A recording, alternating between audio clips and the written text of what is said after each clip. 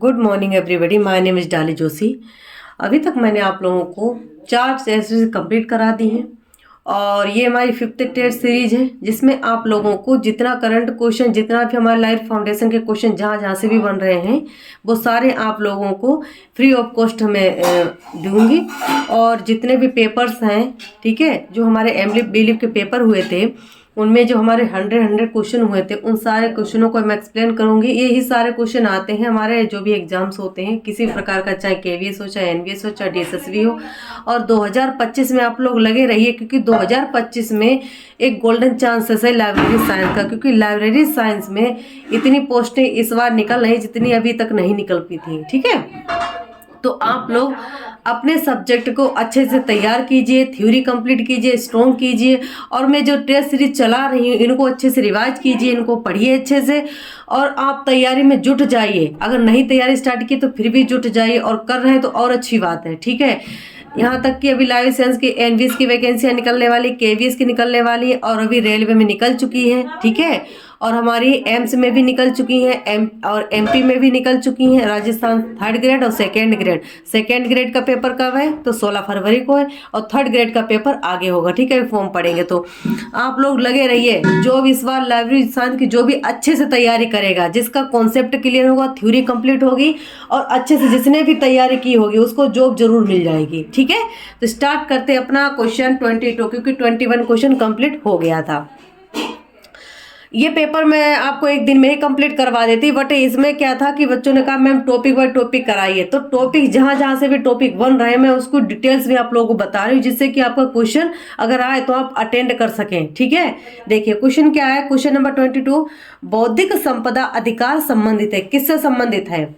बनावटी निर्माण से, बौद्धिक निर्माण से, प्राकृतिक निर्माण से, या कॉपीराइट से। तो जो हमारा बौद्धिक संपदा अधिकार है वो किससे रिलेटेड है?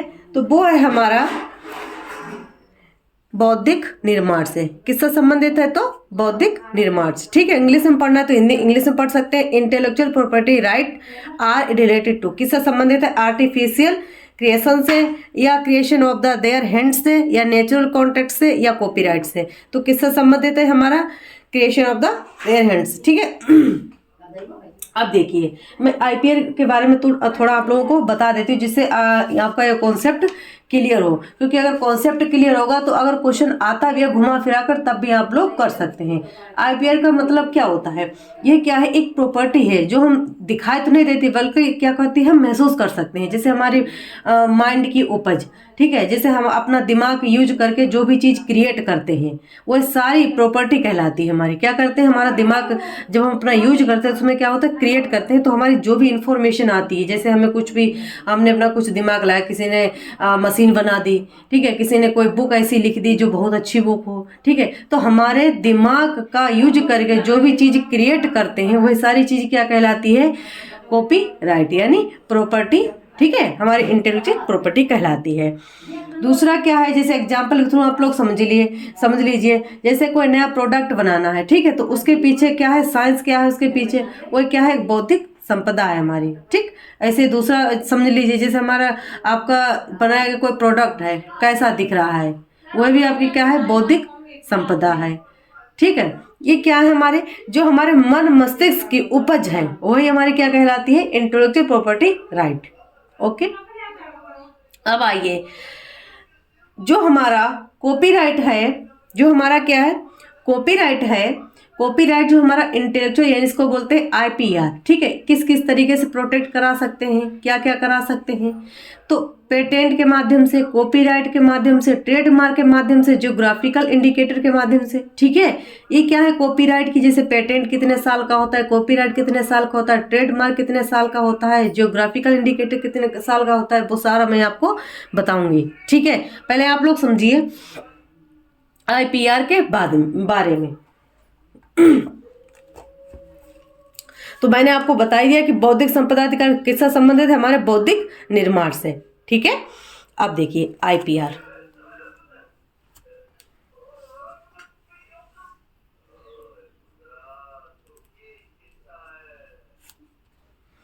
आईपीआर की फुल फॉर्म क्या है? Intellectual property right.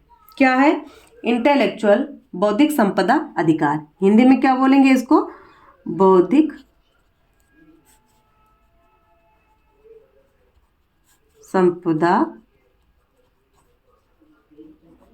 अधिकार। हिंदी में क्या है इसको? बौद्धिक संपदा अधिकार। ठीक है, वही इंग्लिश में क्या बोलेंगे? Intellectual property right.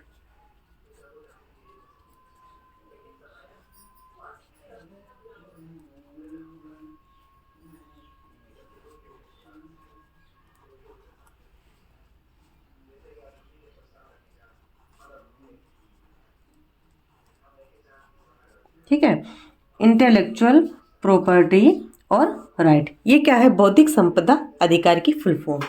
अगर आ जाए कि इंटेलेक्चुअल किसे कहते हैं, तो हमारे क्या होते हैं? Related to mind thinking. अगर आ जाए इंटेलेक्चुअल किसे कहते हैं, तो इंटेलेक्चुअल कहते हैं हमारे किससे संबंधित है? तो हमारे रिलेटेड टू किससे संबंधित है? माइंड की थिंकिंग से। किससे संबंधित है? तो हमारी माइंड की थिंकिंग से। ठीक है, माइंड की थिंकिंग से कौन संबंधित है? हमारा इंटेलेक्चुअल। ठीक है, याद रख लेना, माइंड की थिंकिंग से इंटेलेक्चुअल थिंकिंग है। ठीक है, वही आ जाए प्रॉपर्टी। प्रॉपर्टी जो मैंने प्रॉपर्टी बनाई है उसको क्या बोलते हैं? जैसे जो भी आप प्रॉपर्टी बनाते हैं, चाहे कोई बुक लिखें, चाहे कोई आविष्कार करें, चाहे आप कुछ भी अपना क्रिएट करें माइंड से, तो वो आपकी क्या हो जाएगी? प्रॉपर्टी। ठीक है, तो जो मैंने या आपने बनाई है, जो प्रॉपर्टी बनाई गई हो।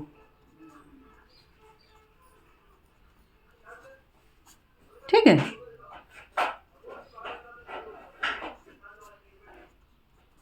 तो उसको हम क्या बोलेंगे? प्रॉपर्टी। उसके बाद राइट। राइट का मतलब समझते हैं? राइट का मतलब ये होता है जो प्रॉपर्टी बनाई उस पर किसका अधिकार होगा। ठीक है, राइट का मतलब क्या होता है? राइट का मतलब ये होता है कि जो प्रॉपर्टी आपने बनाई है, ठीक है, उस पर अधिकार किसका होगा। जो प्रॉपर्टी क्या करी आपने बनाई है, जो प्रॉपर्टी बनाई गई उस पर अधिकार।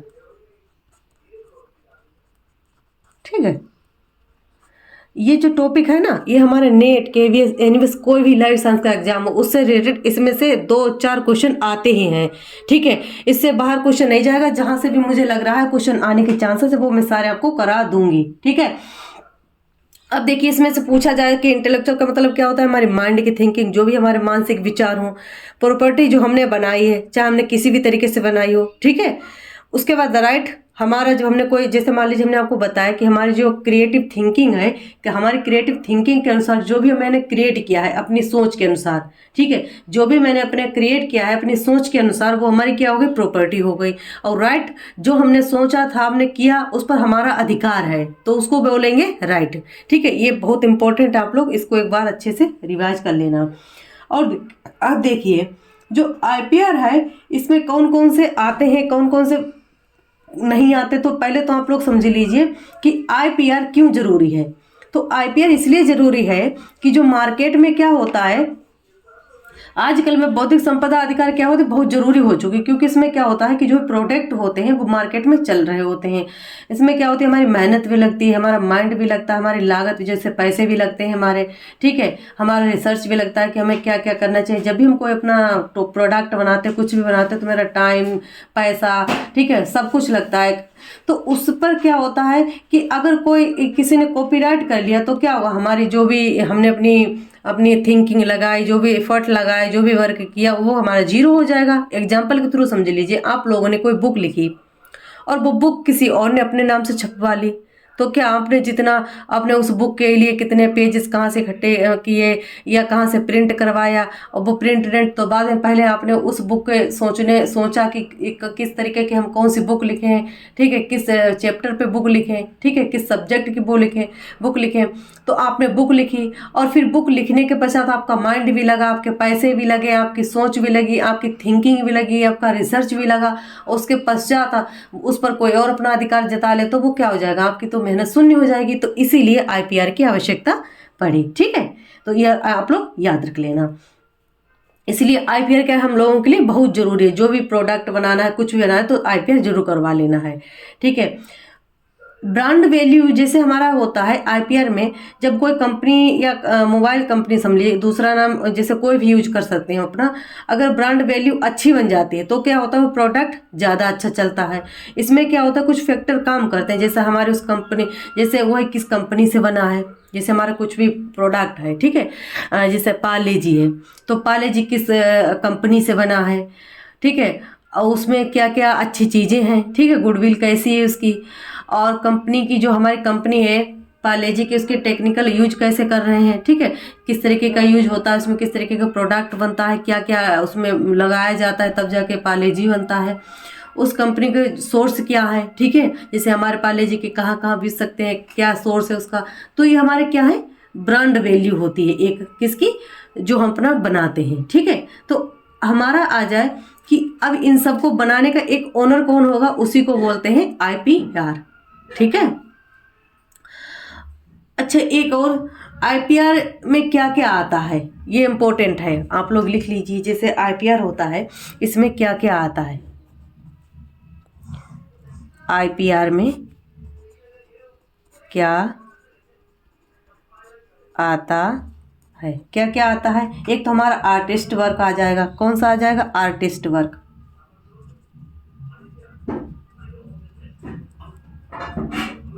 ठीक है, या म्यूजिक लिटरेचर,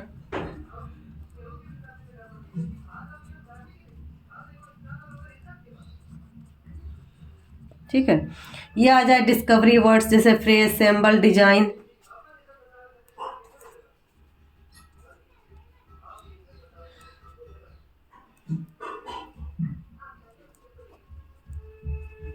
जैसे वर्ड्स, ठीक है, फ्रेज,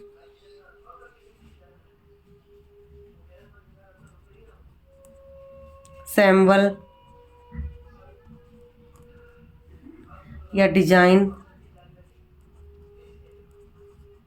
ठीक है, ये क्या है, हमारे आईपीआर में हो सकते हैं। अब देखिए, जैसे हमारा इंटेलेक्चुअल प्रॉपर्टी है, इसमें क्या होता है कि इसमें जैसे हमारा आ जाए कि इसके महत्वपूर्ण तथ्य, जैसे हमारा आ जाए कि इसकी स्थापना कभी किस आर्टिकल के अंतर्गत हुई, तो ये भी आप लोगों को पता होना चाहिए। जो हमारा इम्पोर्टेंट, ये महत्वपूर्ण आप लोग याद रख लेना, नोट, ठीक है, इनसे यहाँ से क्वेश्चन बनने के खूब चांसेस होंगे। क्या चांसेस हैं कि जैसे आ जाए कि किस आर्टिकल के अंतर्गत ये बना, जो आईपीआर है, इंटेलेक्चुअल प्रॉपर्टी राइट है, किस आर्टिकल के अंतर्गत बना, किस आर्टिकल पे बना, तो आर्टिकल हमारा आता है 27, ठीक है, आर्टिकल 27 के अंतर्गत क्या बना, आईपीआर बना, ठीक है। अगर आ जाए कि जो हमारा इंटेलेक्चुअल प्रॉपर्टी है, ये क्या है, मस्तिष्क की रचनाएं, ठीक है, याद रख लेना, जो आईपीआर क्या है हमारा, मस्तिष्क की रचनाएं,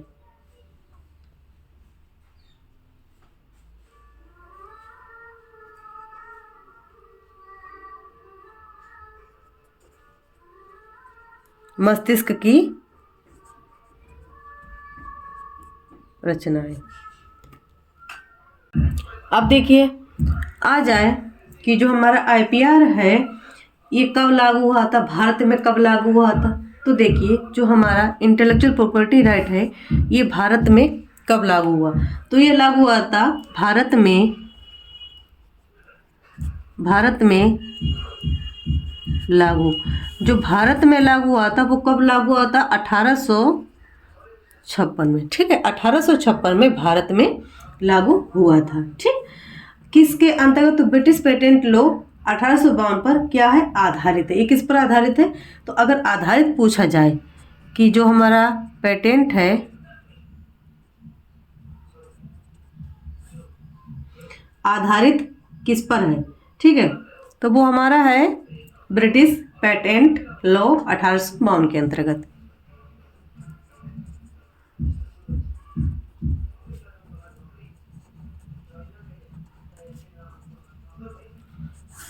ब्रिटिश पेटेंट लॉ कब, 1852 के अंतर्गत, ठीक है, 1852 के अंतर्गत क्या है, ये क्या है, उस पर आधारित है। बौद्धिक, अगर आ जाए कि बौद्धिक संपदा अधिकार शब्द का प्रथम प्रयोग, ठीक है, तो कब हुआ था, किसने किया, तो प्रथम बार हुआ था 1769 में समीक्षा के तौर पर, परंतु क्या हुआ था आधुनिक शब्द का 1808 में निबंध के तौर पर किया गया। ठीक है, अगर आ जाए कि बौद्धिक संपदा की बिक्री क्या है, संभव है। कारण है कि अगर हमें कुछ अपना प्रोडक्ट है, जैसे मैंने कुछ कोई बुक लिखी, ठीक है, तो हम उसे बेचेंगे तो क्या है, बिक्री होनी चाहिए, होती है। आगे आइए, जो हमारा आईपीआर है, आईपीआर के उद्देश्य कौन कौन से होते हैं? तो आईपीआर के उद्देश्य क्या होते हैं? प्रौद्योगिकी का विकास करना, कॉपी को रोकने के लिए आईपीआर में क्या होता है, व्यक्ति की बौद्धिक संपदा की क्या होती है, रक्षा होती है। समाज का विकास भी होता है इससे, ठीक है, और हमारी आर्थिक विकास का भी बढ़ावा मिलता है। तो इस तरीके से हमारे क्या होता है, आईपीआर होता है। अब स्टार्ट करते हैं कि आईपीआर की शुरुआत कब महसूस की गई। यहाँ तक जो डिटेल्स थी, जो हमारी इंफॉर्मेशन, जहाँ से क्वेश्चन बन रहे वो मैं सारे आप लोगों को करा दूंगी। ठीक है, अब स्टार्ट कीजिए। जो आईपीआर है, इसकी पूछा जाए कि इसकी जरूरत कब प्रारंभ की गई। ठीक है, जरूरत कब हुई, हर एक टॉपिक महत्वपूर्ण है। जरूरत कब हुई, तो देखिए, एक हमारा क्या होता, पेरिस कन्वेंशन हुआ था। क्या होता, पेरिस सम्मेलन। क्या हुआ था, पेरिस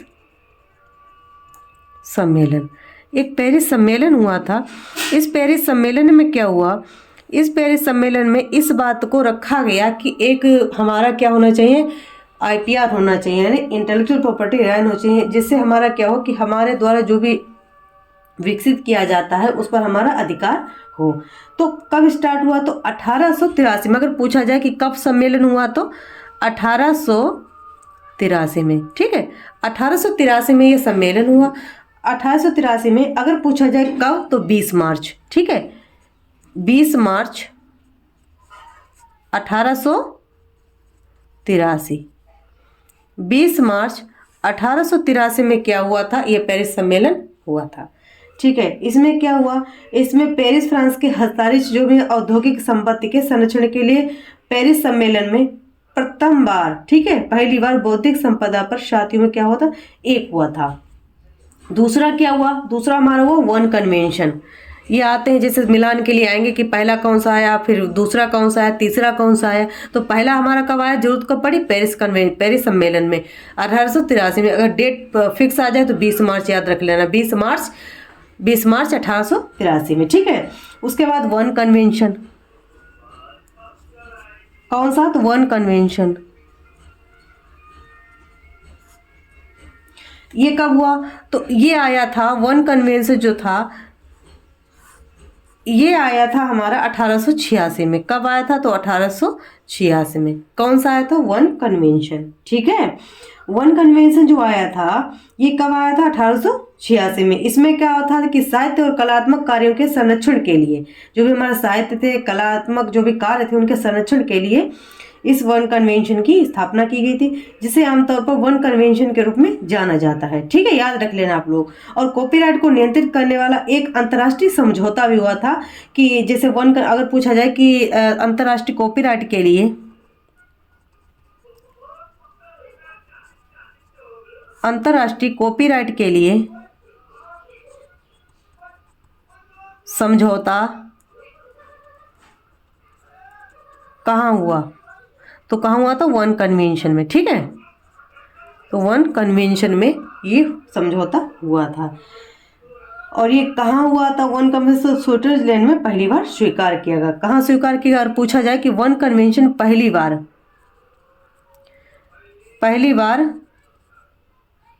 स्वीकार, पहली बार कहाँ स्वीकार किया गया, तो कहाँ किया गया, स्विट्जरलैंड में।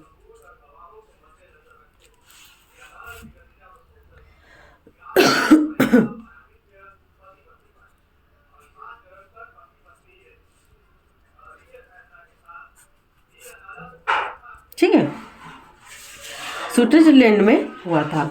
अब इम्पोर्टेंट है, जहां से टॉपिक और क्वेश्चन किस तरीके से बनते हैं वो आप लोग याद कर लीजिए। जैसे आ जाए कि जो हमारा आईपीआर है, आईपीआर में जो हमारा इंटेलेक्चुअल प्रॉपर्टी राइट है, इसमें किस तरीके के और क्वेश्चन बनते हैं। तो जो हमारा आईपीआर है, इसमें हमने आपको जैसे बताया था कि इसमें क्या क्या आता है, ठीक है। तो जैसे हमारा आता है किस तरीके से हम जैसे हमारा जो अधिकार होता है प्रोटेक्ट करा सकते हैं। आईपीआर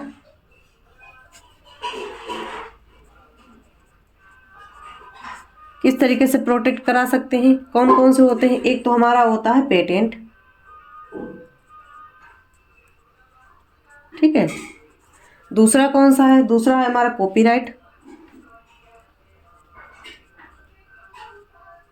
ठीक है।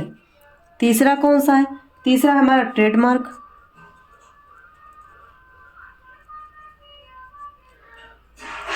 चौथा कौन सा है हमारा जियोग्राफिकल इंडिकेटर यानी जीआई, ठीक है। इस तरीके से हमारे क्या है, इन तरीके से हम अपने क्या कर सकते हैं, अपने कॉपीराइट करा सकते हैं। ये मोस्ट इम्पोर्टेंट है, इनको आप लोग जरूर एक बार रिवाइज कर लेना, ठीक है। ये क्या है, आईपीआर के प्रोटेक्ट है, किस तरीके से कर सकते हैं, पेटेंट के द्वारा, कॉपीराइट के द्वारा, ट्रेडमार्क के द्वारा, जीआई जो जियोग्राफिकल इंडिकेटर के द्वारा, ठीक है। और एक बार रिवाइज करवा देते हैं हम आप लोगों को। जैसे मैंने आईपीआर से रिलेटेड जो भी इन्फॉर्मेशन थी वो बताई आप लोगों के लिए। जैसे हमने आपको बताया कि जो हमारा इंटेलेक्चुअल प्रॉपर्टी राइट है, इसका हिंदी में क्या नाम है, बौद्धिक संपदा अधिकार, ठीक है। इंटेलेक्चुअल प्रॉपर्टी राइट, इंटेलेक्चुअल का मतलब क्या होता है कि माइंड की थिंकिंग, प्रॉपर्टी मतलब जो हमारे द्वारा प्रॉपर्टी बनाई गई है, ठीक है, और राइट हमारे जिस पर अधिकार होना चाहिए, ठीक है। आईपीआर क्या आता है, इसमें आर्टिस्ट वर्क, म्यूजिक, लिटरेचर, ठीक है, discovery, words, phrase, sample, design, ठीक है।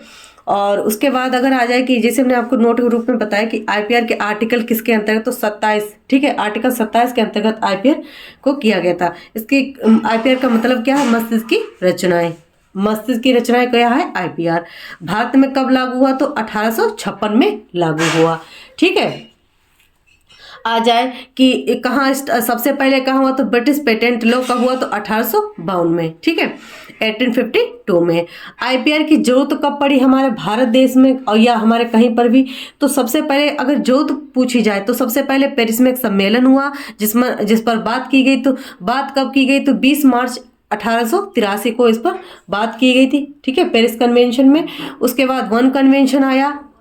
ये किसके लिए आते हैं क्वेश्चन, ये ऐसे आते हैं कि इसमें जैसे मिलान कीजिए, या सने आ जाएं, या इनके संगठन आ जाएं, ठीक है, या सबसे पहले कौन आया, सेकेंड में कौन है, इस तरीके से क्वेश्चन बनते हैं। तो पेरिस कन्वेंशन 1883 में, वन कन्वेंशन 1886 में, इसमें 3 साल का फर्क है, ठीक है, 3 साल का क्या है, फर्क है।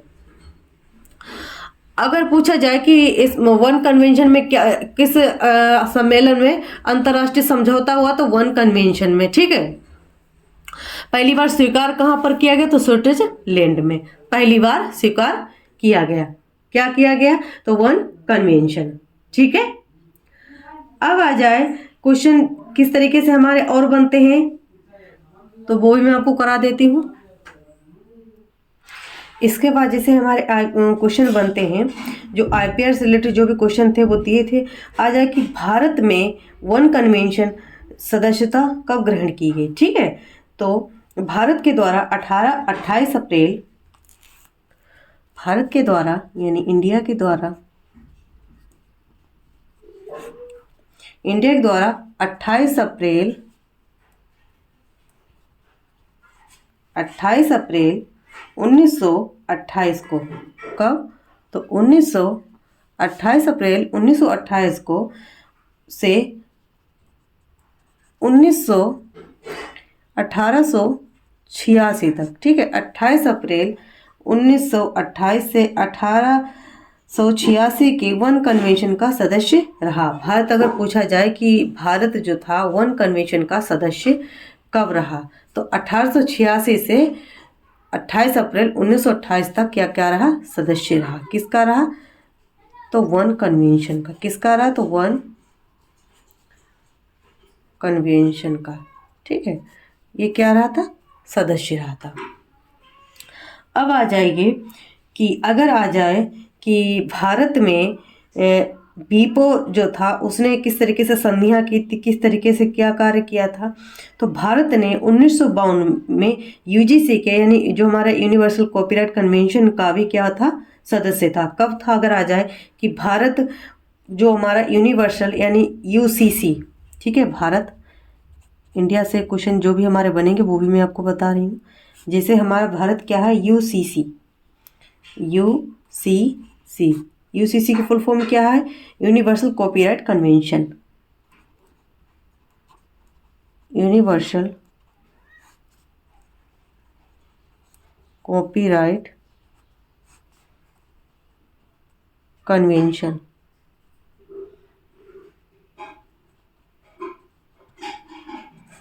ठीक है, ये क्या था, यूनिवर्सल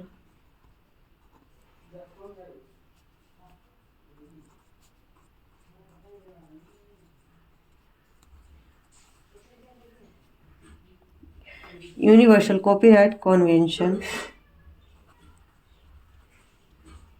ठीक है, कब रहा था सदस्य, तो हमारा जो कन्वेंशन रहा था कब सदस्य रहा था, तो वो रहा था 1952 तक। ठीक है, कब, तो 1952, 1952 में। ठीक है, अगर आ जाए कि जो बीपो था, बीपो ने इंटरनेट संधियां कब स्वीकार की भारत ने, अगर बीपो किया जाए, बीपो में संधियां कब स्वीकार की, तो बीपो में 2018 में। ठीक है, 2018 में भारत ने वीपो इंटरनेट संधियों को भी स्वीकार कर लिया। ठीक है, अगर आ जाए कि वीपो कॉपीराइट संधियां जो थी उनका प्रदर्शन जो हमारे फोनोग्राफ संधियां हो गई, वीपो हो गई, इस तरीके से कब शामिल हुई, तो हमारी कब शामिल हुई, 1996 में।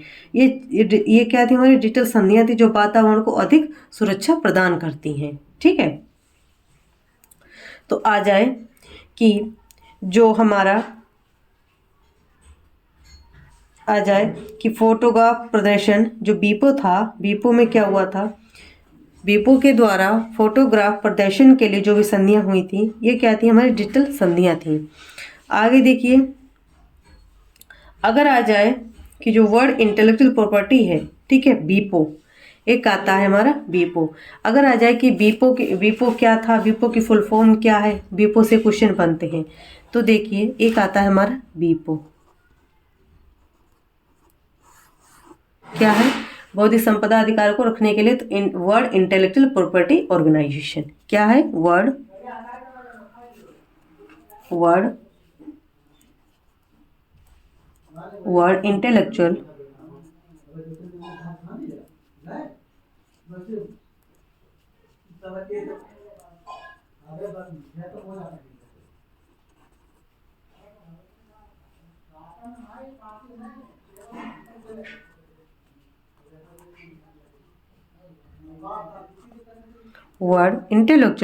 वर्ड इंटेलेक्चुअल प्रॉपर्टी ऑर्गेनाइजेशन, ये क्या है, इसकी फुल फॉर्म है, किसकी है, तो बीपो की। अगर पूछा जाए कि इसका हेड क्वार्टर कहाँ पर है, हेड क्वार्टर किसका पूछा जाए, बीपो का। अगर इसका हेड क्वार्टर पूछा जाए तो हेड क्वार्टर कहाँ पर है, तो वो हमारा जिनेवा स्विट्जरलैंड, जिनेवा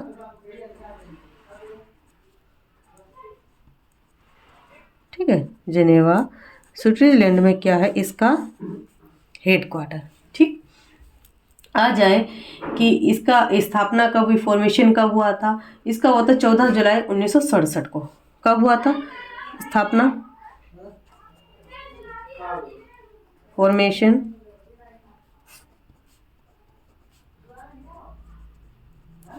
14 जुलाई 1967 को, 14 जुलाई 1967 को क्या होता है, उसका फॉर्मेशन हुआ था। अगर आ जाए कि जो हमारी बीपो है, बीपो का मुख्यालय जैसे मैंने आपको बताया कहाँ पर है हमारा, तो स्विट्जरलैंड में। ठीक है, अगर आ जाए कि बीपो के वर्तमान महानिदेशक, बीपो के महानिदेशक, अब आप लोग उसमें कमेंट में बताना कि वर्तमान में कौन है। ठीक है, कौन है, तो डेरेन टेंग है। ठीक है,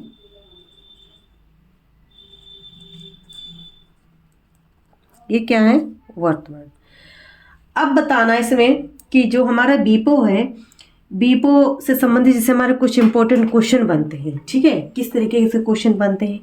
जैसे हमारा आ जाए कि बीपो के सदस्य कितने हैं, तो वो कितने हैं, 91, ठीक है, 191 क्या है इसके सदस्य, किसके हैं, तो बीपो के हैं, ठीक है। और इसमें आ जाए कि जो महानिदेशक कौन थे हमारे, श्री डैरेन टेक, ठीक है। अब ये कब, तो 2020 से क्या है, ये WIPO के क्या है, वर्तमान महानिदेशक है। कब से है, तो 2020 में, ठीक है। 2024 में आप लोग कमेंट करके बताना। वर्तमान में है, लेकिन फिर भी आप लोग इसको एक बार जरूर देखना। अगर आ जाए, देखिए जो हमारा विश्व बौद्धिक संपदा प्रतिवर्ष कब मनाया जाता, अगर पूछा जाए कि विश्व बौद्धिक संपदा दिवस कब मनाया जाता, तो 26 अप्रैल को, ठीक है। जो हमारा बौद्धिक संपदा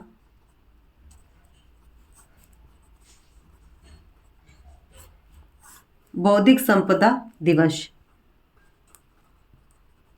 कब मनाया जाता है, तो ये मनाया जाता है हमारा बौद्धिक संपदा दिवस कब मनाया जाता है, ये मनाया जाता है 26 अप्रैल को, ठीक है। 26 अप्रैल को विश्व बौद्धिक संपदा दिवस मनाया जाता है। आ जाए इस कार्यक्रम की स्थापना अगर आ जाए कि विश्व बौद्धिक संपदा यानी बीपो द्वारा 2000 में पेटेंट, कॉपीराइट, ट्रेडमार्क, डिजाइन के दैनिक जीवन पर क्या होता है, इसका प्रभाव पड़ा था और इसकी जागरूकता भी बढ़ी थी। किसकी बढ़ी थी, जो भी हमारे बीपो था, बीपो के द्वारा 2000 में कॉपीराइट हो गया, पेटेंट हो गया, ट्रेडमार्क हो गया, डिजाइन हो गया, इन पर क्या होता प्रभाव पड़ा था। अब देखिए जैसे मैंने आपको बताया था यूसीसी, तो यूसीसी में क्या हुआ था, इसके द्वारा यूनेस्को के द्वारा, ठीक है, उन राज्यों के लिए वन कन्वेंशन के लिए विकल्प रूप में विकसित किया गया था जो वन कन्वेंशन के पहलू में असहमत थे। उन्होंने बोला था कि जैसे अगर कोई इसमें सहमत है तो वर्क करे, अगर ना हो तो जो नहीं सहमत है उनके लिए चालू किया गया था। तो इसे 1952 में जिनेवा स्विट्जरलैंड में अपनाया गया था। अगर पूछा जाए जो यूसीसी है, अगर पूछा जाए कि यूसीसी को 1952 में क्या हुआ था, अपनाया गया था, ठीक है, वन यूनिवर्सिटी क्या है, यूनिवर्सल कॉपीराइट कन्वेंशन को कब, तो जिनेवा स्विट्जरलैंड में अपनाया गया था। अगर आ जाए कि 24 जुलाई 1971 को पेरिस में यूसीसी को संशोधित रूप में किया गया था या नहीं किया गया था, तो किया गया था 24 अप्रैल, ठीक है, सॉरी 24 जुलाई 1971 को यूसीसी को संशोधित किया गया। जो यूसीसी है, यूसीसी संशोधित, अगर पूछा जाए कि इसको संशोधित कब किया गया, तो अगर पूछा जाए संशोधित इसको कब किया गया, तो वो किया गया था 24 जुलाई 1971। 24 जुलाई 1971 को क्या किया गया था, संशोधित किया गया था। ये मोस्ट इंपॉर्टेंट है, ठीक है। यूसीसी को संशोधित किया गया था 24 जुलाई 1971 को, क्या किया गया था, संशोधित किया गया था, ठीक है। इसके बाद इसे 1971 में कन्वेंशन कहा गया। कब कहा गया, तो 1971 में इसको कन्वेंशन कहा गया। अगर पूछा जाए कि कन्वेंशन कब कहा गया, यूसीसी को कन्वेंशन कब कहा गया, तो 1971 में क्या कहा गया, कन्वेंशन, ठीक है। कन्वेंशन कब कहा गया, तो 1971 में। आप लोग जरूर इसको अच्छे से रिवाइज कर लेना, ठीक है। जो हमारा बौद्धिक संपदा प्रबंधन है, तो भारत सरकार ने राष्ट्रीय बौद्धिक संपदा जो हमारा RGNIPM की स्थापना नागपुर में की गई थी। आ जाए कि RGNIPM ये न्यू है। RGNIPM इसकी फुल फॉर्म क्या है, तो वो है राजीव गांधी राष्ट्रीय बौद्धिक संपदा प्रबंधन संस्थान। राजीव गांधी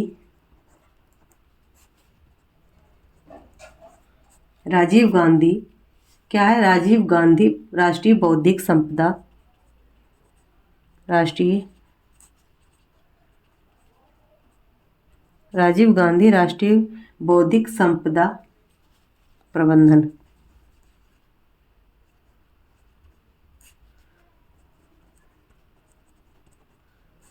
ठीक है।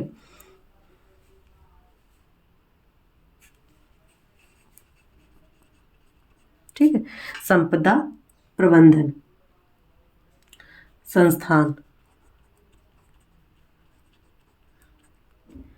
ये क्या है, इसका फुल फॉर्म है, क्या है, राजीव गांधी राष्ट्रीय बौद्धिक संपदा संस्थान। ये क्या है, इसकी फुल फॉर्म है, ठीक है, RGNIPM की। बौद्धिक संपदा के प्रबंधन हेतु तो भारत सरकार ने क्या किया था कि जो भी हमारी बौद्धिक संपदा है उनके प्रबंधन के लिए, मैनेजमेंट के लिए क्या किया था भारत सरकार ने कि राजीव गांधी बौद्धिक संपदा प्रबंधन जो हमारा संस्थान था उसकी स्थापना की गई। इसकी स्थापना की गई थी, स्थापना कब की गई थी और कहाँ की गई थी, ठीक है, तो आपको बताया दी कहाँ की गई थी स्थापना, तो नागपुर में। कहाँ की गई, नागपुर में। जैसे पेटेंट का मुख्यालय पूछा जाता है नागपुर, तो इसकी भी अगर पूछा जाए कि इसका मुख्यालय कहाँ है, स्थापना कहाँ की गई थी, ठीक है, सॉरी, इसकी स्थापना कहाँ की गई थी, तो नागपुर में, जो कि भारत सरकार के वाणिज्य एवं उद्योग मंत्रालय के अधीन कार्यरत है। कहाँ पर, नागपुर में। तो ये किसके अंतर्गत कार्यरत है, भारत सरकार के वाणिज्य, क्या है कि ये भारत सरकार के वाणिज्य एवं उद्योग मंत्रालय के अंतर्गत, ठीक है, कार्यरत है। वाणिज्य एवं क्या है, उद्योग मंत्रालय के अंतर्गत,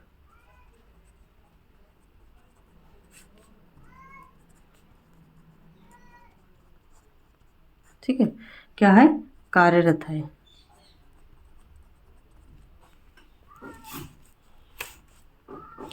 जो हमारा RGNIPM है, राजीव गांधी राष्ट्रीय बौद्धिक प्रबंधन संस्थान है, इसकी फुल फॉर्म है। ये इम्पोर्टेंट है, वेरी वेरी इंपॉर्टेंट है, इसको जरूर याद कर लेना आप लोग, ठीक है। स्थापना कहाँ हुई थी, नागपुर में। नागपुर कहाँ पर, तो जो हमारा किसके अंतर्गत कार्य करता है, तो भारत सरकार के वाणिज्य एवं उद्योग मंत्रालय के अंतर्गत कार्यरत है, ठीक है। यहाँ तक हमारा हो गया। और जैसे मैंने आप लोगों को बताया था कि जो कॉपीराइट है, कॉपीराइट में जो हमारे आते हैं इसके प्रकार कौन कौन से, जैसे मैं आपको कॉपीराइट बता देते, trademark, patent, industrial, trade secret हो गया, हमारा जियोग्राफिकल इंडिकेटर हो गया, ठीक है।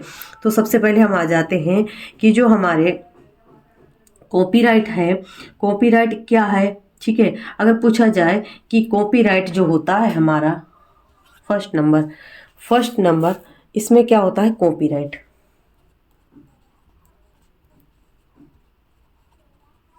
कॉपीराइट जो हमारा कॉपीराइट होता है, कॉपीराइट जिसे, इसमें क्या होता है, इसमें ये होता है कि लेखक के जीवन पर्यंत एवं उसकी मृत्यु के उपरांत 60 वर्षों तक क्या रहता है, सुरक्षित रहता है। कितने वर्षों तक, तो 60 वर्षों तक, ठीक। ये क्या करता है, लेखक के जीवन पर्यंत, लेखक के जीवन पर्यंत एवं उसकी मृत्यु के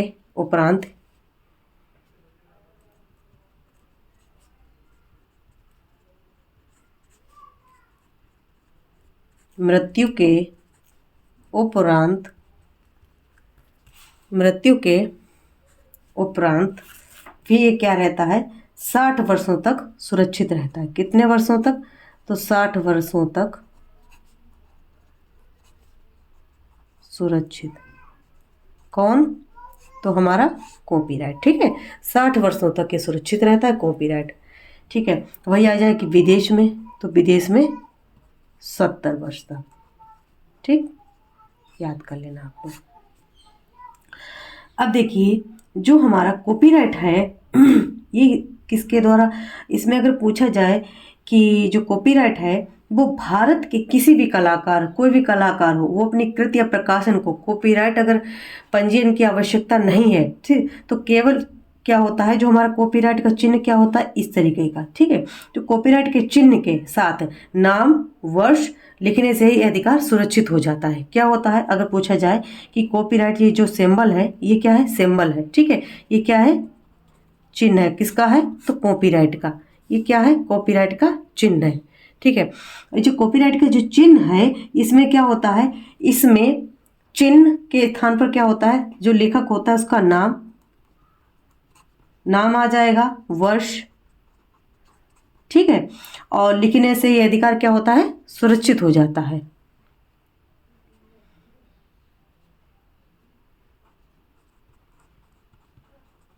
लेखक का कॉपीराइट सुरक्षित हो जाता है, ठीक। अब आ जाइए कि भारत सरकार के द्वारा 1957 में इंडियन कॉपीराइट एक्ट तैयार किया गया था। अगर पूछा जाए कि भारत सरकार के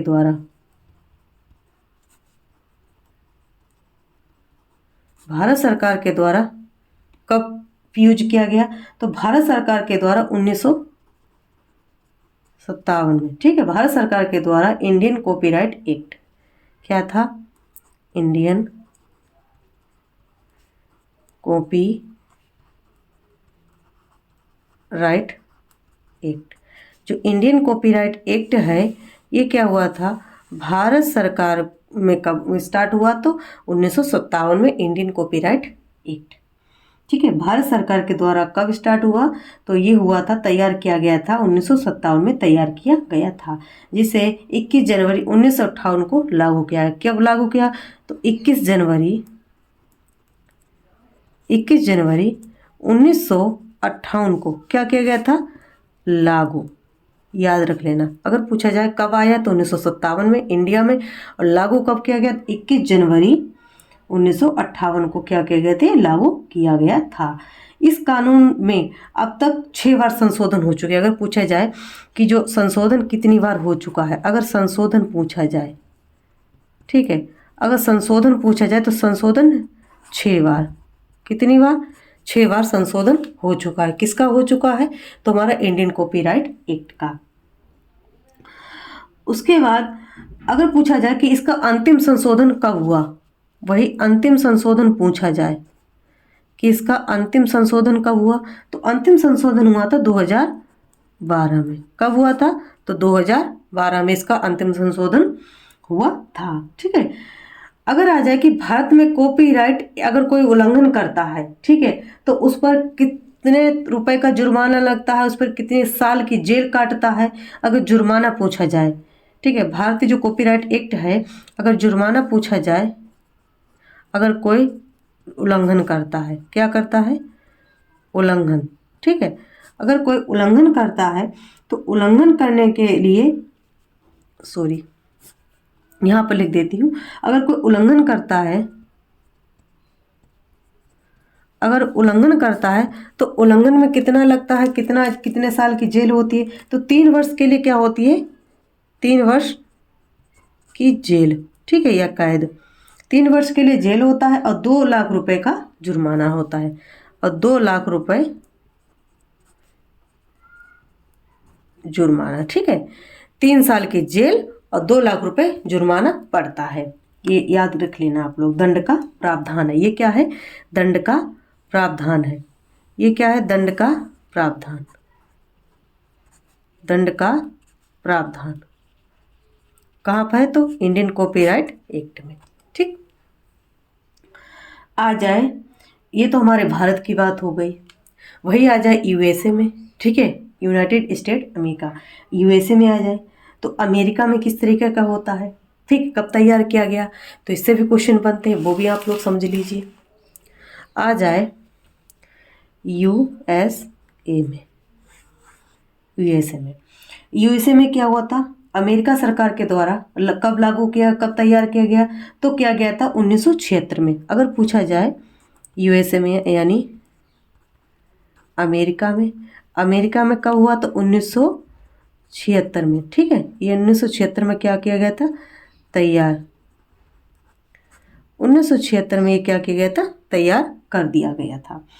कहाँ, अमेरिका में, ठीक है, यूएसए में। अगर पूछा जाए इसको लागू कब किया गया, कहाँ, अमेरिका में। अमेरिका में कहाँ लागू किया गया, तो 1 जनवरी 1978 को, यानी कितने साल बाद, 2 वर्ष बाद, ठीक है, 2 वर्ष बाद, 1 साल, देखो 1976 में क्या हुआ था, ये तैयार किया गया और लागू कब हुआ, 1 जनवरी 1978 को, यानी 2 वर्ष बाद, ठीक है। 2 वर्ष बाद क्या हुआ था, ये लागू हो गया था, कहाँ, अमेरिका में। अब देखिए जो हमारा आता है ना कि DMCA कब लागू किया गया, तो देखिए DMCA इम्पोर्टेंट, ऐसे याद कर लेना, DMCA कॉपीराइट से यहाँ से कहीं, चाहे आपका नेट का पेपर हो, चाहे आपका KVS का हो, चाहे NVS का हो, चाहे MP का हो, चाहे हमारा रेलवे का हो, चाहे जो हमारा अभी एम्स में निकली वैकेंसी, कोई भी एग्जाम हो, इससे बाहर क्वेश्चन नहीं जाएगा। ठीक है, बस इसको आप जो करा रही हूँ इसको बस आप रिवाइज करते रहना, अच्छे से नोट बना लेना अपना बस। अब ये जो हमारा डिजिटल मिलेनियम कॉपीराइट DMCA, इसकी फुल फॉर्म क्या है, तो इसकी फुल फॉर्म आप लोगों को याद होनी चाहिए। डिजिटल, इसकी फुल फॉर्म क्या है, digital millennium, digital millennium copyright, क्या है, कॉपीराइट एक्ट।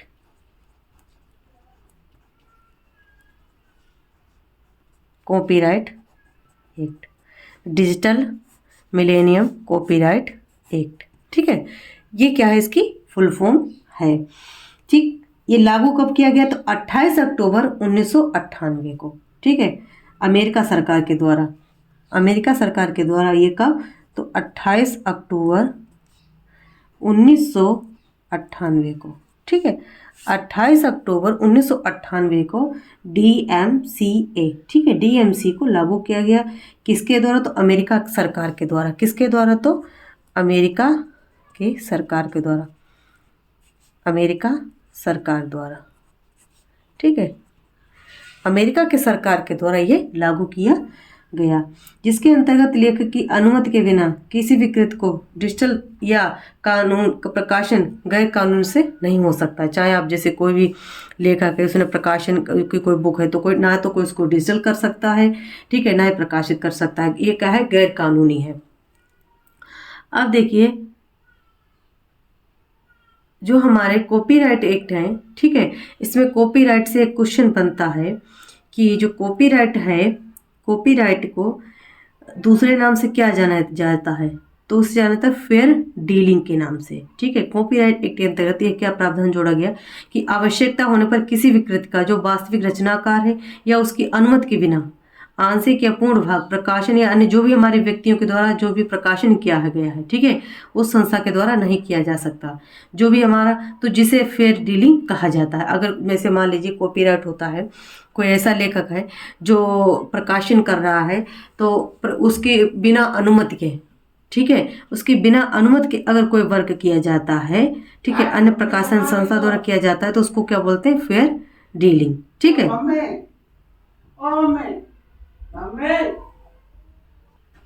आते हैं जैसे आ जाए क्वेश्चन फेयर डीलिंग, क्या आ जाए क्वेश्चन, क्वेश्चन आ जाए फेयर डीलिंग। ठीक है,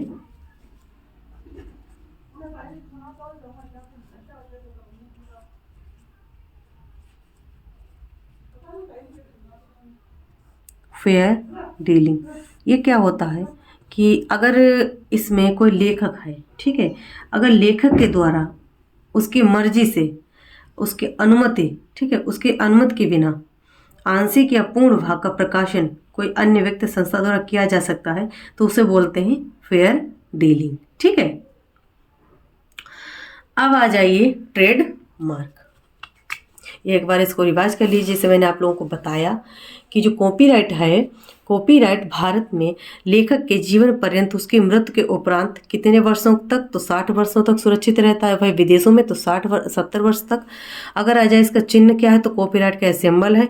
ठीक है, अगर कॉपीराइट सिंबल के साथ अगर नाम वर्ष अगर है उसमें, तो अगर लेखक का, तो उसमें क्या होता है, सुरक्षित हो जाता है उसका जो भी बुक है, उसका जो भी मानसिक जो भी उसने बुक लिखी है, कुछ भी उसने कराया है IPI ने, तो उसमें क्या होता है, वो सुरक्षित हो जाता है। उस पर किसी अन्य का अधिकार नहीं, स्वयं लेखक का अधिकार होता है। ठीक है, क्रिएटर का अधिकार स्वयं होता है।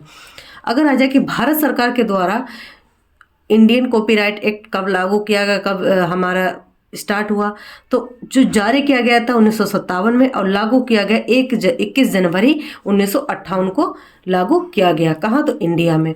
संशोधन कितनी बार हो चुका है? तो 6 बार इसमें संशोधन हो चुका है। अगर पूछा जाए कि जो कॉपीराइट है इसमें कितनी बार संशोधन हो चुका है, तो 6 बार संशोधन हो चुका है।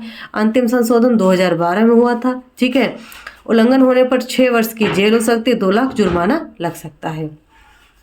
ये सारे क्वेश्चन इम्पोर्टेंट हैं और ये सारे क्वेश्चन आ चुके हैं कहीं ना कहीं। ठीक है। ये सारे जो मैं क्वेश्चन आप लोगों को करा रही हूँ सारे कहीं ना कहीं क्वेश्चन आ चुके हैं। अगर आ जाए अमेरिका में तो 1976 में, ठीक है, तैयार किया गया था। 2 वर्ष के बाद यानी लागू कब किया गया? 1 जनवरी 1978 को ये लागू किया गया। एक आ जाता है DMCA। DMCA का मतलब क्या होता है? Digital millennium copyright act. ये किसके द्वारा? तो अमेरिका सरकार के द्वारा चलाया गया था। कब चलाया गया? तो 28 अक्टूबर 1998 को चलाया गया था। इसमें क्या होता है? अगर पूछा जाए कि जो कॉपीराइट होता है फेयर डीलिंग का मतलब ये होता है कि लेखक की अनुमति के बिना अगर कोई उसमें थोड़ा सा आंशिक रूप से अगर कोई उसमें संशोधन करे या कुछ भी करे तो लेखक की अनुमति उसमें होनी चाहिए। ठीक। अगला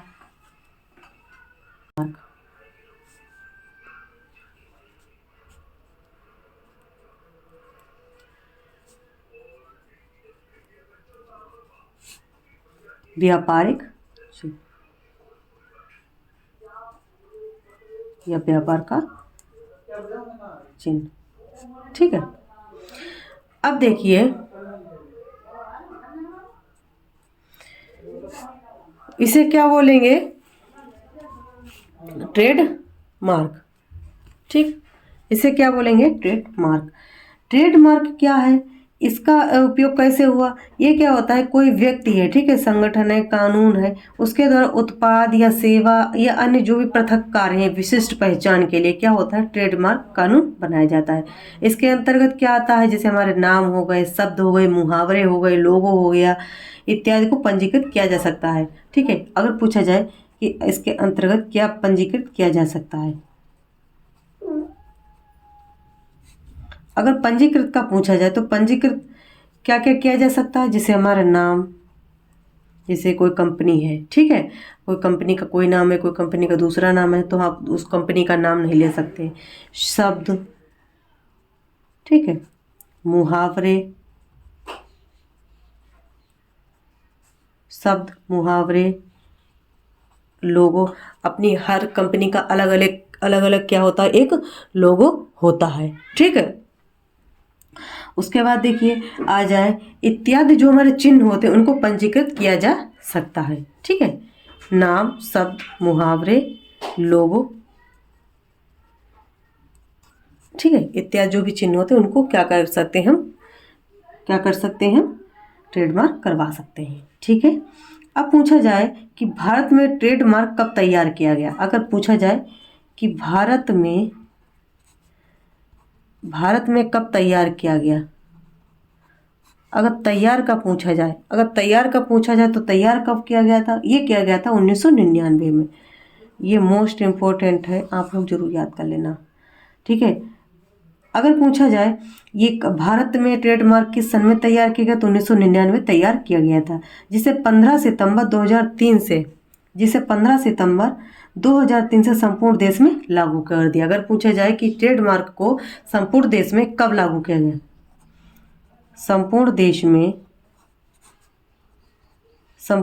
में लागू, अगर संपूर्ण देश में लागू पूछा जाए कि जो हमारा ट्रेडमार्क है इसको संपूर्ण देश में कब लागू किया गया, तो संपूर्ण देश में इसको लागू किया गया था 15 सितंबर 2003।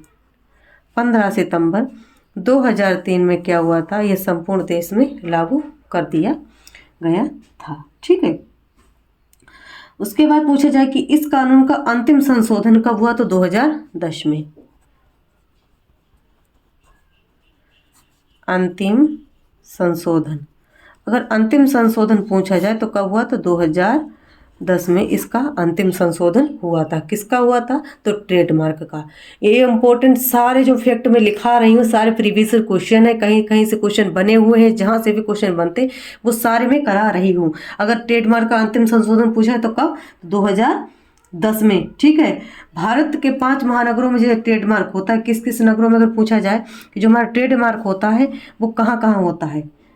ठीक है, तो कहाँ कहाँ होता है? एक तो हमारा दिल्ली में होता है। कहाँ होता है? दिल्ली हो गया। ठीक है, दिल्ली के बाद मुंबई, दिल्ली, मुंबई, अहमदाबाद, दिल्ली, मुंबई, अहमदाबाद, चेन्नई। ठीक है, दिल्ली, मुंबई, अहमदाबाद, चेन्नई और कलकत्ता। यहाँ पर क्या होता है? यहाँ पर ये 5, ठीक है, ये 5 क्या है? संस्थान है या हमारे क्या है? स्थान है, महानगर है। ये 5 भारत में ट्रेडमार्क 5 महानगरों में होता है। ठीक है, ये भारत में जो ट्रेडमार्क होता है वो कितने? 5 महानगरों में होता है। ये आप लोग जरूर रिवाइज कर लेना। ठीक है, अब आ जाए कि जो हमारा पूछा जाए कि इसके जो कार्यालय होते हैं, इसके पंजीकृत कार्यालय जहाँ ये निर्धारित शुल्क के साथ 10 वर्षों के लिए रजिस्ट्रेशन या ट्रेडमार्क करा सकते हैं। ठीक है, कितने सालों के लिए? तो 10 साल के लिए। ठीक है, ये इम्पोर्टेंट है। 10 साल के लिए ये क्या कर सकते हैं? 10 साल के लिए ये ट्रेडमार्क रजिस्ट्रेशन करा सकते हैं।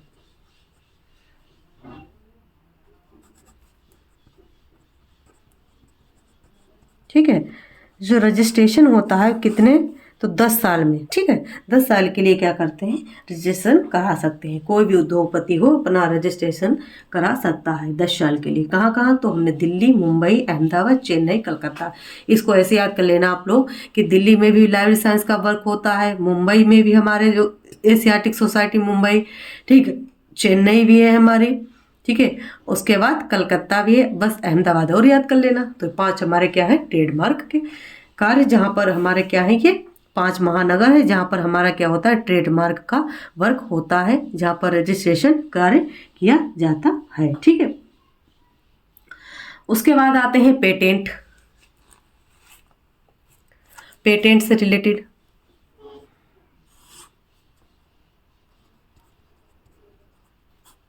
ठीक है, पेटेंट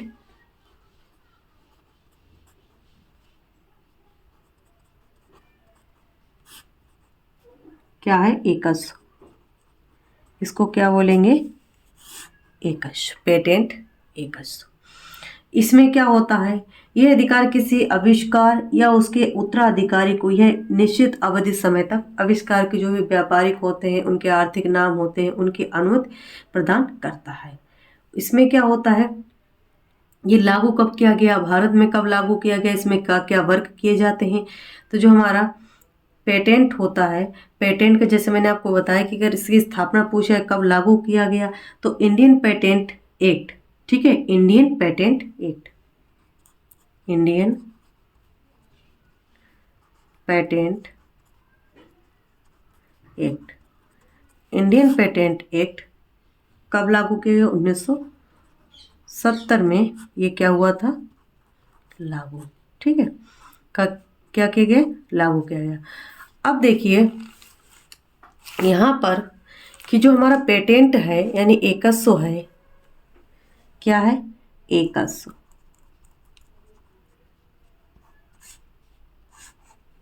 जो पेटेंट है, पेटेंट में क्या क्या वर्क होते हैं? जैसे हमारा इसमें आया कि इंडियन पेटेंट एक्ट के अंदर 1970 में क्या हुआ था? लागू हुआ था। इसमें संशोधन कब हुआ? 2006 के अनुसार यह अधिकार कितने सालों का होता है? 20 वर्षों के लिए। ठीक है, समय अवधि क्या है इसकी? 20 वर्ष प्रदान की जाती है। जैसे मैंने आपको बताया कि ट्रेडमार्क का कितना? तो 10 साल, कॉपीराइट 60 साल और एकस्व 20 साल। अवधि इसकी पूछी जाए कि इसकी अवधि क्या है, तो इसकी अवधि है 20 वर्ष। ठीक है, अगर पेटेंट की अवधि पूछी जाए तो अवधि क्या है 20 वर्ष। ठीक है, और इसमें क्या है, इसके पश्चात क्या होता है कि एक्ट ब्रिटिश पेटेंट एक्ट 1852 के आधार पर बनाया गया था। अगर पूछा जाए कि जो पेटेंट है किसके आधार पर बनाया गया, आधार क्या था, तो इसका जो आधार था वो था ब्रिटिश पेटेंट एक्ट 1852। ब्रिटिश क्या था, British patent act, British patent act 1852, British patent act 1852 के आधार पर क्या होता, बनाया गया। यहाँ से अगर क्वेश्चन बाहर नहीं जाएगा, जहाँ से क्वेश्चन आने की संभावना है, मैंने सारे बहुत टाइम लगा इसको बनाने में, मुझे पहले सर्च किए कि कहाँ कहाँ से क्वेश्चन इस टॉपिक से आ रहे हैं, वो सारे मैं आपको बताने का पूरा प्रयास कर रही हूँ कि आपका एक भी क्वेश्चन, अगर आप इस टाइम पढ़ रहे हैं इस टॉपिक को और मैं पढ़ा रही हूँ, ये कोई पेड क्लास नहीं है, जो पेड में मिलेगा वही इस तरीके से आपके जहाँ से भी क्वेश्चन बनेंगे फ्री ऑफ कॉस्ट मैं सारे क्वेश्चन आप लोगों को करा दूंगी। बस या तो आप लिख लेना या आप इसका स्क्रीनशॉट ले लेना, किसी भी तरीके से आप इसको याद जरूर कर लेना। ठीक है, क्वेश्चन नहीं बाहर जाएगा इससे।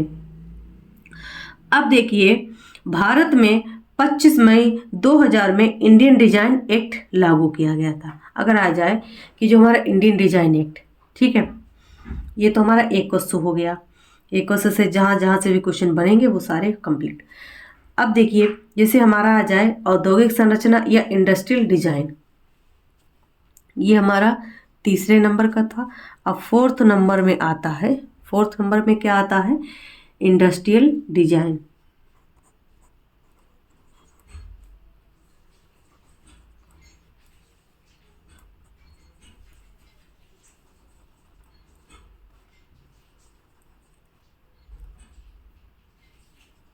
ठीक है, इंडस्ट्रियल डिजाइन,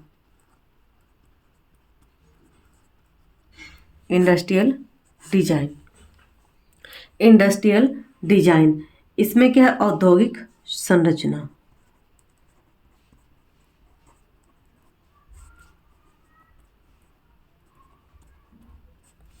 औद्योगिक संरचना।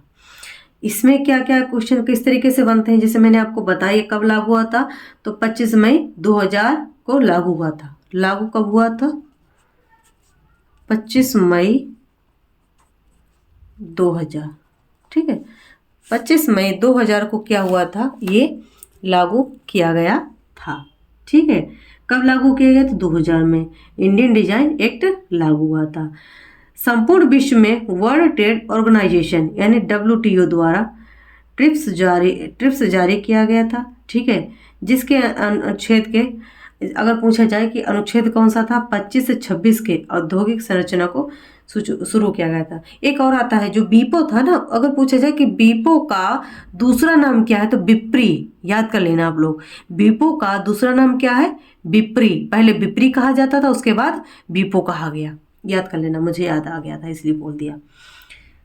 ठीक है, जो बीपो जो हम किस पर थे, औद्योगिक संरचना, इंडस्ट्रियल डिजाइन। ठीक है, संपूर्ण विश्व में क्या हुआ कि अगर पूछा जाए, अगर इसमें इंडस्ट्रियल औद्योगिक संरचना में क्या क्या आता है, जैसे हमारे आ जाए कोई आकार हो गया, कोई ढांचा हो गया, कोई रंग हो गया, कोई उपयोग हो गया, तो इन सब में जो किए जाने उपयोग, ठीक है, धातु के मिश्रण, उसको क्या बोलते हैं, औद्योगिक संरचना। भारत में 25 मई 2000 को अगर पूछा जाए कि इंडस्ट्रियल डिजाइन एक्ट भारत में कब लागू हुआ, तो 25 मई 2000 को लागू हुआ। अनुच्छेद कौन सा था, 25-26। ठीक है, इसका आर्टिकल या अनुच्छेद 25 से 26। ठीक है, अनुच्छेद 25 से 26 क्या हुआ, ये संरचना सुरक्षित है। अब देखिए अगला, जैसे मैंने आपको बताया था, ट्रेड सीक्रेट यानी व्यापारिक रहस्य। इसमें क्या होता है कि जो भी हमारे व्यापार में प्रयोग की जाने वाली तकनीकी हो गए, उत्पाद हो गए, सूत्र हो गए, तकनीकी हो गए, डेटा हो गए, या जो भी वर्क है, उनको इत्यादि को ट्रेड सीक्रेट के अंतर्गत सुरक्षित किया जाता है। इसके लिए कोई अलग कानून नहीं बनाया गया, ठीक है। ट्रिप्स के अनुच्छेद 39 या धारा 7 भाग 6 में वर्णित किया गया है, ठीक है। अगर आ जाए कि ट्रेड सीक्रेट, व्यापार रहस्य,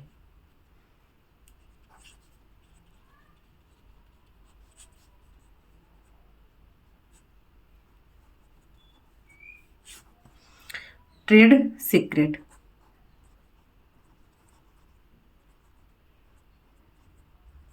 ठीक है। ट्रेड सीक्रेट, इसमें क्या होता है, जैसे हमारी कोई भी तकनीक हो गई, कोई भी उत्पाद हो गया, कोई सूत्र हो गया, तकनीक,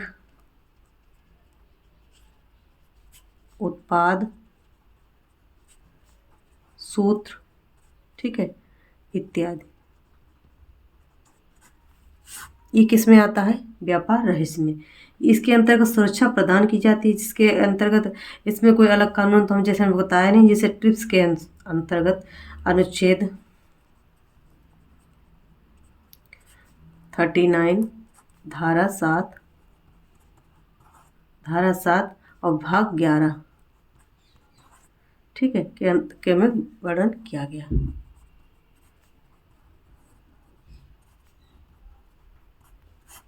ठीक है। अनुच्छेद 39 धारा 7 भाग 11 में वर्णन किया गया। इस तरीके से क्या है, हमारे ये क्वेश्चन बनते हैं। और उसके बाद टॉपिक बड़ा हो जाएगा, यहीं तक कंप्लीट है। थोड़ा मैं और करा देती हूँ, जहाँ से भी क्वेश्चन बनते हैं। टॉपिक एक ही कंप्लीट हो, लेकिन कंप्लीट पूरा होना चाहिए, अधूरा नहीं रहना चाहिए। जैसे मैंने आपको बताया था, व्यापारिक चिन्ह पंजीकृत, जैसे हमारा नाम, शब्द, मुहावरे, लोगो इत्यादि अगर आ जाए तो वो ट्रेडमार्क में आता है। भारत में कब, 1999 में। संपूर्ण देश में कब लागू हुआ, तो 15 सितंबर 2003 में ट्रेडमार्क लागू किया गया। अंतिम संशोधन 2010 में हुआ, किसका हुआ, तो ट्रेडमार्क का हुआ था, ठीक है। अच्छा, इसके संशोधन, जो ट्रेडमार्क होता है वो कहाँ कहाँ पर होता है, व्यापारिक चिन्ह, तो हमारा जो ट्रेडमार्क होता है वो कहाँ का, दिल्ली, ये क्या है, 5 महानगर है जहाँ पर ट्रेडमार्क किया जाता है, पंजीकृत यानी रजिस्ट्रेशन किया जाता है। ट्रेडमार्क का रजिस्ट्रेशन 5 नगरों में किया जाता है, दिल्ली, मुंबई, अहमदाबाद, चेन्नई, कोलकाता, ठीक है। ये ट्रेडमार्क कितने वर्षों के लिए होता है, तो 10 वर्ष के लिए होता है, ठीक है। उसके बाद आते हैं पेटेंट। पेटेंट एक्ट बोलते हैं इसको, इंडियन पेटेंट एक्ट बोलते हैं। कब स्थापना, 1970 में हुई थी। और जो एक्ट, जो हमारा एकसो है, कितने वर्षों की अवधि क्या है, तो 20 वर्ष है इसकी। आधार क्या है, तो ब्रिटिश पेटेंट एक्ट 1852 के अंतर्गत ये बनाया गया था। चौथा है हमारा इंडस्ट्रियल डिजाइन। इंडस्ट्री डिजाइन में क्या आता है, इसकी औद्योगिक संरचना क्या है, लागू कब हुई, 25 मई 2000 को क्या हुआ, इंडस्ट्रियल डिजाइन लागू हुई। अनुच्छेद 25 से 26, ठीक है। व्यापार रहस्य क्या है, ट्रेड सीक्रेट। इसमें क्या होता है, जो भी हमारी तकनीकें हो गई, जैसे हमारी कुछ तकनीकें हैं, हमने कुछ तकनीकें अपने बना ली, तो हमें नहीं बतानी है किसी, कोई सूत्र हो गया, कोई उत्पाद हो गया, तो हमारे मस्तिष्क में जो भी तकनीकें आ गई, कोई आइडिया आ गए, तो हम उसी पर वर्क कर रहे हैं, तो हमें नहीं बताना है। तो उसको अगर पूछा जाए उसका रहस्य, ठीक है, उसको किस तरीके से हम ट्रेड कर सकते हैं, उसका रजिस्ट्रेशन कैसे करा सकते हैं, तो इसके अंतर्गत उसमें आप क्या करते हैं, अथॉरिटी प्राप्त कर सकते हैं, ठीक है। अगला इसमें देखिए आ जाए, जैसे हमने आपको बता दिया है, एक आता है हमारा ट्रेड सीक्रेट हो चुका है। उसके बाद जैसे मैंने आपको बताया था 5वें नंबर पर इंडस्ट्रियल, 5वें नंबर पर ये क्या था हमारा, जियोग्राफिकल, भौगोलिक संकेतक।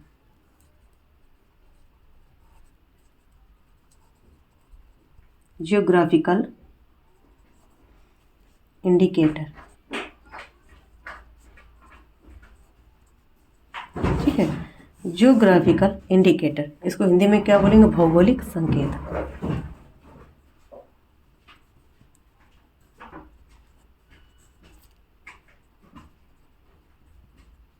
ठीक है, भौगोलिक संकेतक। अब देखिए आ जाए कि इसे, जो हमारे जियोग्राफिकल इंडिकेटर्स हैं, ये क्या है, ये किसी उत्पाद, जैसे नाम हो या उस पर अंकित किसी प्रकार का चिन्ह, जो हमें उत्पाद की जगह, भौगोलिक स्थिति के बारे में बताता है, जिससे हमें क्या होता है, उत्पाद की विशेषता पर, गुणवत्ता पर उसका आभास हो जाता है। जैसे हमारा दिल्ली है तो DL लिखा होगा, ठीक है। इस तरीके से कुछ ऐसे हमारे भौगोलिक संकेतक होते हैं जिससे पता चल जाता है कि कहाँ पर वर्क है या कहाँ से ये लिया गया है, कहाँ से क्या वर्क हो रहा है। ठीक है, तो कुछ जियोग्राफिकल इंडिकेटर संकेतक होते हैं। ठीक है, अब आ जाए जैसे कि जियोग्राफिकल इंडिकेटर होते हैं, इनमें क्या होता है, इनका उपयोग उत्पाद की जो हमारी वस्तुएं होती हैं उनमें संबंधित होता है। इनमें विशिष्ट गुण जैसे हमारी विशेषताएं हो गई, प्रतिष्ठा हो गई, ये क्या हमारे भौगोलिक संकेतक हैं। ठीक है, जैसे हमारा भारत देश में अनेक प्रकार की जातियां रहती हैं तो उनका अलग अलग लोगो होता है, हर क्षेत्र का अलग लोगो होता है। इसी तरीके से हमारा क्या है, जियोग्राफिकल इंडिकेटर होता है। ठीक है, ये क्या होता है, इस भौगोलिक स्थान के बीच क्या होता है, एक मजबूत संबंध होता है इसमें। एग्जाम्पल के थ्रू जैसे मैंने आपको बताया, जैसे हमारा आ जाए कि नागपुर में ऑरेंज। ठीक है, हमारा यूपी में क्या प्रसिद्ध है, राजस्थान में क्या प्रसिद्ध है, एमपी में क्या प्रसिद्ध है। ठीक है, जैसे फर्रुखाबाद की नमकीन प्रसिद्ध है। ठीक है, कन्नौज में सेंट, आगरा के पेठा। ठीक है, अब बरेली का सुरमा, आगरा के पेठा हो गए हमारे। ठीक है, बासमती राइस हो गए हमारे, कोल्हापुर के चावल हो गए।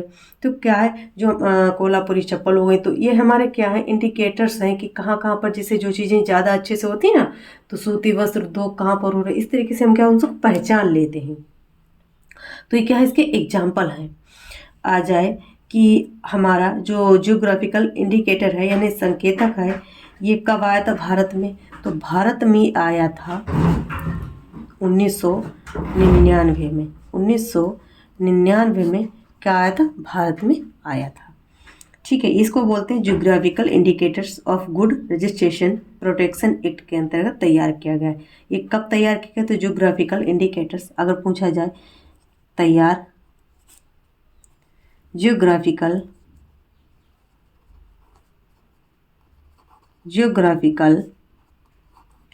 Indicators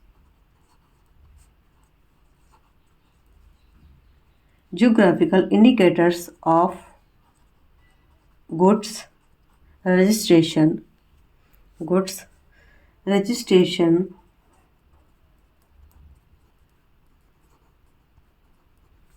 and protection act. ठीक है, रजिस्ट्रेशन एंड प्रोटेक्शन एक्ट, इसके अंतर्गत geographical indicators of goods registration and protection act, इसके अंतर्गत क्या हुआ, इसकी स्थापना की गई, इसको तैयार किया गया। जिससे अगर पूछा जाए इसको लागू कब किया गया, अगर पूछा जाए कि इसको लागू कब किया गया, तो इसको लागू किया गया था 15 सितंबर 2003 को लागू किया गया। कब, 15 सितंबर 2003 को। ठीक है, 15 सितंबर 2003 को लागू किया गया था।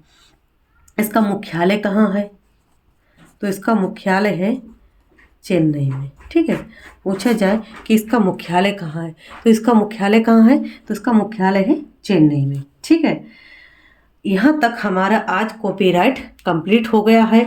और आप लोग ज़्यादा से ज़्यादा शेयर करिए, और कुछ नहीं मुझे चाहिए आप लोगों से, बस आप लोग इतनी अच्छी तैयारी कीजिए कि अगर कोई बच्चा ऐसा है जो पेमेंट नहीं दे पाता है, ठीक है, फीस इतनी नहीं दे पाता है, तो उसको फ्री में मिल सके। तो आप लोग प्लीज़ इतना करिए कि इस चैनल को ज़्यादा से ज़्यादा लाइक, शेयर और सब्सक्राइब जरूर कर लेना। जहाँ तक वो आप लोग वहाँ तक भेजिए, ग्रुप में भेजिए, जिससे कि अन्य जो भी बच्चे हैं जो पेड नहीं क्लासें ले सकते हैं उनके पास ये क्लास जाए और उनको ऑथेंटिक इन्फॉर्मेशन मिल सके, जिससे वो एग्जाम को क्रैक कर सकें। और ये आप लोग जो नोट्स बना लेंगे ना, ये आप फिर दूसरी बार आपको तैयारी नहीं करनी पड़ेगी। अगर आप लोगों ने जो मैं आपको करा रही हूँ ये क्वेश्चन, ठीक है, ये प्रीवियस ईयर क्वेश्चन और जो थ्योरी है, थ्योरी के साथ में मैं आप लोग को करा रही हूँ, इनको आप लोग जरूर नोट करते रहना। जब नोट हो जाए आपका, तब आपको खुद ही महसूस हो जाएगा कि कोई भी एग्जाम हो, लाइव साइंस का, केवीएस, एनवीएस, एसएसबी, आपको तो इस 2025 का है गोल्डन चांसेस है लाइब्रेरी साइंस के एग्जाम। ठीक है, जो लाइव साइंस के स्टूडेंट हैं उनके लिए क्या है, गोल्डन चांस है। अगर आप लोग इस टाइम अगर अच्छे से तैयारी कर लेते हैं तो आपको जॉब जरूर मिल जाएगी, क्योंकि हर क्षेत्र में नौकरी निकल रही है लाइव साइंस की। ठीक है, ज़्यादा पोस्ट नहीं निकल रही है लेकिन थोड़ी पोस्ट निकल रही है। फिर भी आप लोग लगे रहिए, जुटे रहिए, तैयारी कीजिए। जितना हो सके अच्छे से तैयारी कीजिए, और जो मैं आपको लिखा रही हूँ इसको बहुत अच्छे से आप लोग रिवाइज कीजिए, लिखिए, क्योंकि ये मेरी एक बुक से नहीं, ये मेरी 5-6 बुकों का निचोड़ है ये जो आपको लिखा रही हूँ। इसी को पढ़ने में आपको कम से कम 5-6 घंटे लग सकते थे, 5-6 घंटे नहीं 2-3 तो घंटे लग ही जाएंगे, लेकिन ये मैंने आपको सिर्फ और सिर्फ ज़्यादा से ज़्यादा 10-15 मिनट में कंप्लीट करा दिया है। तो प्लीज़ आप इस चैनल को ज़्यादा ज़्यादा शेयर करो और उनके पास भी भेजो जो इसकी डिमांड है जिनको, ठीक है, और वो बच्चे पढ़ सके। और आगे की जो भी क्लास होगी वो मैं आपको करा ही दूंगी, ठीक है। धन्यवाद।